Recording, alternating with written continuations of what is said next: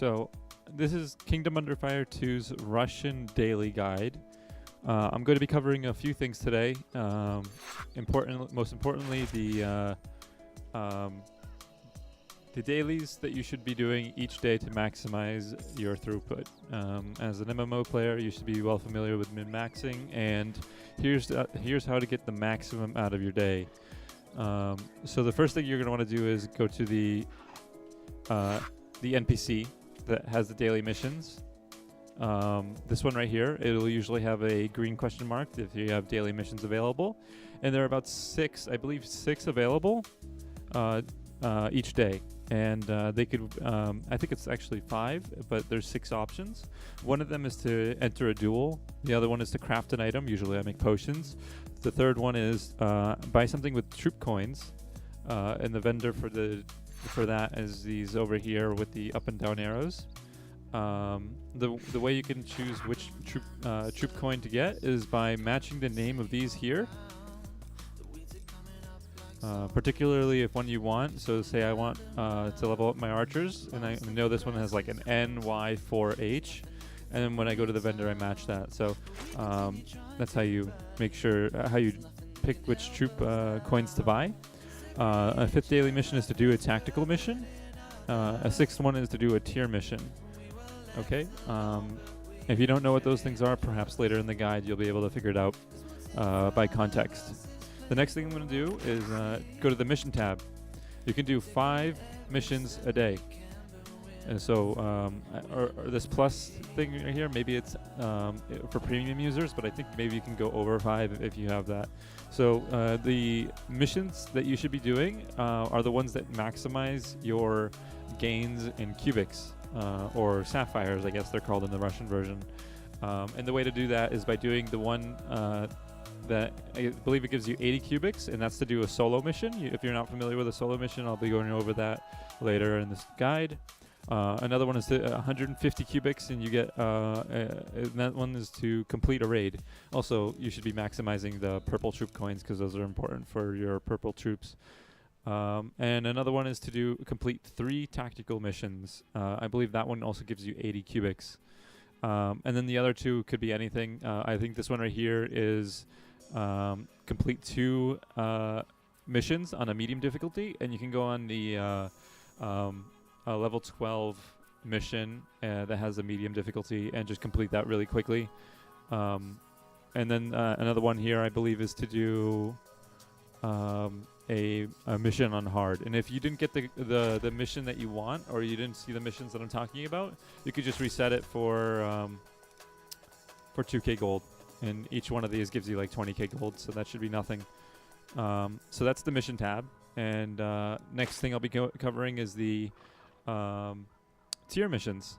So there's a vendor here that has various equipment that can be purchased by these shards here. And oh no, this is the wrong vendor. This is the vendor. That one's the harder one. Okay, so these shards here can be acquired using by the tier missions. And you can usually find them by pressing N and going to the available parties list, and you'll notice that they have 1 YP, 2 YP. YP means level, so it'll be level 1, level 2, or level 3. If you're a relatively fresh level 30, you're probably only going to want to stick to 1, 2, and 3. If you're more experienced, you go to 4, 5, and 6 for the higher set of gear, but those are quite difficult, so I'd refrain from doing those if you value your cubics, because you're going to be dying a lot. So you can get a maximum of 119 a day, and that's the absolute maximum you can get. And how you do that is by doing missions in a certain order. So the way it works is that if you have 99 of 100, you can still pick up more. So if you have 99 of 100 and you do a level 3 tier mission, you acquire 20 shards, and that's how you get to 119. If you're trying to maximize your gain each day, and by the way, the only way to get like numbers that don't end in 5 or 0 is when there's a treasure goblin, because they drop a random amount of shards. So if they drop 9, then you can maximize it by getting 119 by doing different arrangements of 1, 2, and 3 leveled tier missions. Most of the time, I just settle for 115, and the way to do that is by doing a level 1 mission, a level 2 mission that gives you 15, and then doing 5 level 3 missions to give you 100. All right, so you should get up to 95, and then do another level 3 mission to give you 20 more. That should bring you to 115. So that's how many you can get each day. And then these gear have what's called Divine Protection, which is necessary for higher level content. But yeah, so far I've only gotten the dagger. This set is actually really strong. You can also use those shards to purchase things from this vendor. Like I believe these are frost archers. You can also buy the gems to slot your gear and whatnot. But moving on, I should add that level 5 or level 4, 5, and 6 tier missions that were just released today on May 23rd. That's what these ones here are. And you can get 50 a day. And the way to maximize that is by doing 4, 5, 6, and another 6. But it's very difficult to do 6, so I would just settle for as many as you can get in a day, because the set is quite strong. So I would definitely recommend, if you have the gear and the troops for it, to try and attempt tier 4 missions each day. So moving on, I'm going to be talking about tactical missions. So tactical missions, you can distinguish them on the map compared to other missions by noticing that their difficulties are not in Russian words, but they're actually numbers, and the numbers represent levels, right? So it'll say, for example, 16 YP, meaning level 16. Here, I'll just show you. So this one here is a tactical mission. You can see instead of having Russian words for the difficulties, it has numbers. You can complete each one of these 3 times a day, and they award you troop stones, but not the troop stones for the type of troops, but the race of the troops. So it's important that you stockpile those, because after you're done with your quests and you don't have chests that give you 50 of them, it's kind of hard to acquire them. And if you can pick up a new troop that you want to level up and you don't have the troop stones for it, it can be quite frustrating. So you want to do these each day. Some of them don't give you too much gold or troop stones. For example, I think this low level one here doesn't really give you that much, but you can get a drop. This one here, the scroll with the 3 soldiers, and that gives you a random gray or blue with a slim chance blue troop, and you can just dedicate that or donate it to the NPC immediately, and then get troop stones that way, as well as coins. So that's important. If you want to maximize your gain each day, I would definitely do those each day, every day, as well, and that's also part of the mission tab. So you want to do those anyway. Next, I'm going to be talking about the solo mission. You can do this once a day, and it's pretty easy on the lowest difficulty, although I am a ranger, so my single target DPS is pretty good. For other classes like Spell Sword, it might be a little bit more difficult, but you want to do this every day because it drops first quite a bit of gold, but it gives you 3 chests that have various different items inside the chest, ranging from these troop badges, like this tier 4 troop badge, or even this tier 5 troop badge, to equipment that you can use to modify the gear of your troops, to potions and purple troop coins, which are valuable. So you definitely want to do that each day. If you can get to hard, you get more chests, but you should always do the difficulty that you can get an S on. The higher grade chest is more important than the number of chests you get, because once you go to A, the probability of you getting a tier 5 troop badge, which, let me tell you, are pretty valuable in the auction house, even if you don't want to upgrade one of your troops, it's still really valuable. So definitely get those S grades on this, and once you can start getting S grades on hard, or I'm sorry, the medium difficulty, then I would definitely make that step forward. But until then, settle with the easy difficulty, get those S's, get those troop badges, sell them if you don't need them, but it's very valuable. So you want to make sure you do this every day. This is probably the first thing you should do each day, because it's just so valuable. The next thing is the money missions, or as we call money missions because we don't know what else to call it. You could do these twice a day. They're level 30 and they're very easy. There are 3 variations of this. The map is the same for each one of them, but the objective is different. One of them is kind of like a hero siege where you have 9 waves of incoming enemies and you got to protect some NPCs.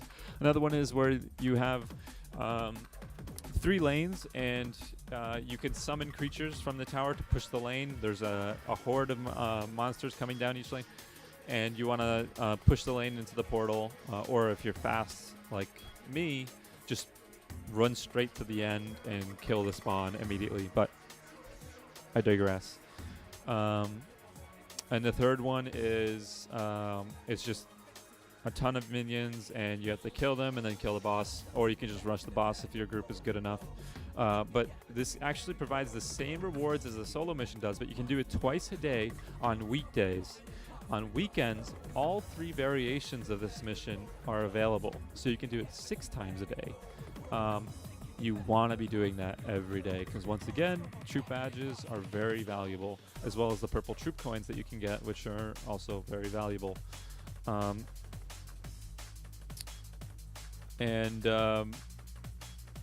You want to be doing raids each day. If you're level 30 and you have acquired access to these raids, I believe one of them is accessed by just doing all the climax missions. Another one is accessed by purchasing an item from an NPC. I'll actually show you that now. And these are the 8-man raids that I'm talking about. You want to make sure you're doing those each day for your chance of getting gold troop badges, which are the ones that are used to get a heroic or purple troop from tier 4. I'm sorry, from grade 3 to grade 4, or rank 3 to rank 4, which is a big power spike. So you definitely want to be doing those each day, as well as a chance to get a piece of gear, and also purple troops. So you definitely want to be doing your raids every day. It can be kind of annoying grouping with people that you don't speak the same language as, but it's definitely worth trying your best. 2 of the raids are pretty easy. The third one is quite difficult, and there's a mission that you need to do in the level 3 of the tier missions to acquire access to the worm mission, or the worm raid, and I actually haven't completed it because it is quite difficult. The item that you need to access the one of the 3 raids is this map right here. When you buy this map, it costs 98 of these shards, which you can acquire in one day because you have a cap of 100 or 119 if you want to maximize it somehow. This will complete a mission and you'll get access to a second raid. So you want to complete those 2 raids as much as possible and try to unlock the worm raid. And once you've acquired enough gear and strengthened your troops enough, you want to complete that raid as well. So I'm going to go over the vendors you should be checking every day. This one right here, there's 2 boxes. There are 18,888 gold each box. And when you open them, there could be various things. It could be a blue box or a green box. The blue boxes have 2 enhancement stones, some purple troop coins, and you can select 1 rare material to craft things. The green box, I think it just has junk in it, but they're only 18k gold each, and your tactical missions should be funding that no problem, and all the money that you should be getting from the quote-unquote money missions should be able to fund that. So you want to check that NPC. It's very quick. Just buy those 2 things, open them, and check it out. The next thing is you want to be checking out, and this is part of the daily missions, is the troop stone vendors. So they're over here.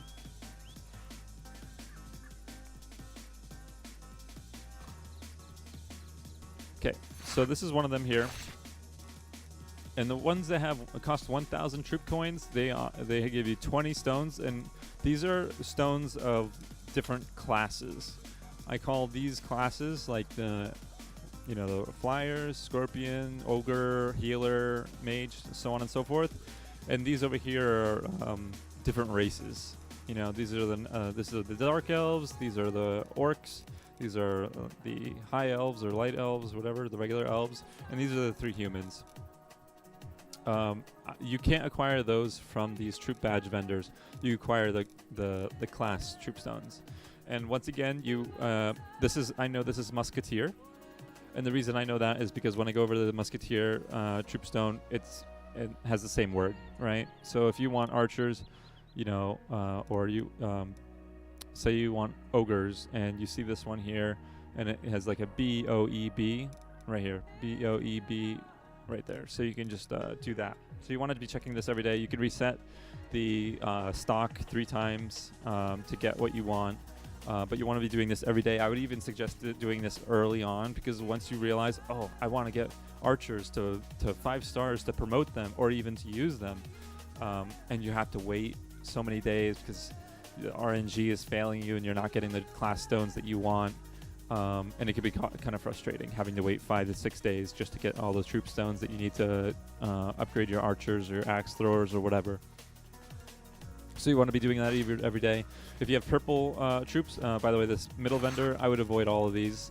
These give you a random, not a random, but a gray troop, and they cost a lot of troop stones, so it's really not worth it. Tactical missions should supply you with enough gray units, and even some blue units. This one here is are the purple troop stones, and you should know which one you have by the flag. That means you have that troop. So I have enhanced musketeers, and you can reset it once, so you have 2 chances or 2 pages of troop stones, and you want to be checking that each day to make sure that you get all the stones for your heroic troop. Another vendor you should be checking is actually, that's all the vendors that you should be checking, and I don't believe I've missed anything. After you've done all of those things, that's pretty much all you have for dailies, and that is quite a bit of missions, especially the tier missions. Those do take quite a bit of time, but if you still want more dailies, and there's a good reason why you'd want more dailies, because those money missions and also the solo mission provide some seriously good rewards, then you're going to want to make an alternate character. I have another ranger. It's in the process of getting it to level 30, and I'm going to do those money missions and the solo missions on that second account, and then just sending all the good stuff that I get back to this account. So it gives me more opportunities, more chances to get those troop badges, and should fund my character pretty well. And even if I don't need those troop badges anymore, it should give me enough money that I can go in the auction house and buy, the heroic troop badges or whatever I want, and enhancement stones. So it's definitely really important. And also you can do, you can also go to that vendor that sells the boxes for gold on your second account. So I think that about wraps it up. If you have any questions, the Discord that's posted on the subreddit for KUF II online I'm on there quite frequently, so you can just ask me any questions, or if you see me in game, please let me know what you thought of the video, and if you have any questions, please let me know. Okay, so thank you for watching, and I hope I helped.